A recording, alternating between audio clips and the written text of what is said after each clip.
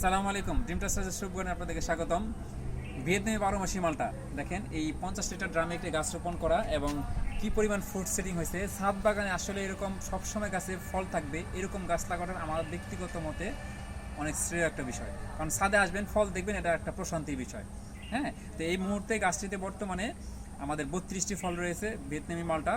এবং এ দেখেন, আপনার মালটা কখন আমরা হারভেস্ট করব, যখন এরকম ফলগুলো যখন একদম মসৃণ হয়ে যাবে, তেলতেলে হয়ে যাবে, তখন কিন্তু এরকম আমাদের এই ফলগুলো হারভেস্ট করতে হবে। হ্যাঁ, তাহলে হারভেস্টের সময় অথবা মিনিমাম 6 মান্থ সময় লাগে এই মালটাগুলো হারভেস্ট করার সময় হয়। তো আজকে আমাদের দেখেন গাছগুলোতে অনেক বড় বড় ফল আছে, আমরা আজকে হারভেস্ট করব। আমরা এটা একটু বিসমিল্লাহ বলে কাটি। বিসমিল্লাহ বিসমিল্লাহ বিসমিল্লাহ। দেখেন আলহামদুলিল্লাহ কি বড় সাইজের একটি মালটা হয়েছে। হ্যাঁ, এবং এগুলো প্রচুর রসালো হয় এবং মিষ্টি হয় আর কি। তো আমরা এটা একটু খেয়ে দেখি আজকে এটা কেমন টেস্ট হয়। আমরা একটু খেয়ে নিলাম। দেখেন, তো আমাদের গাছগুলোতে কিন্তু এখানে কিন্তু এখন অনেক মালটা আছে। এই যে বড় বিগ সাইজের মালটা আছে, এইদিকে আছে ছোট বড় সব ধরনের মালটাই কিন্তু আছে। হ্যাঁ, তো আমরা এটা একটু খেয়ে দেখি, এটা আসলে মিষ্টতা কেমন, রস কেমন হয় সেটা আমরা একটু দেখি। এগুলো প্রচুর মিষ্টি হয় এবং অনেক রসালো হয়।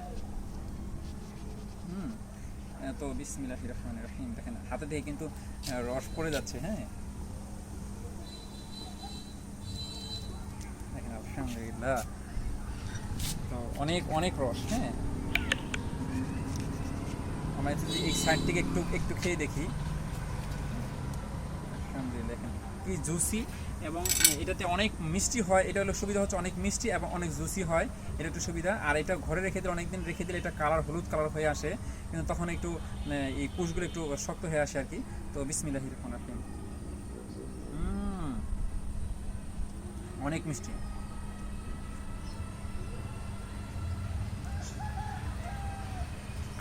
তবে এটার একটা আমার কাছে একটু ব্যতিক্রম লাগে, হচ্ছে এটা একটু জাম্বুরা ফ্লেভার আছে, এটা হচ্ছে এটা সমস্যা।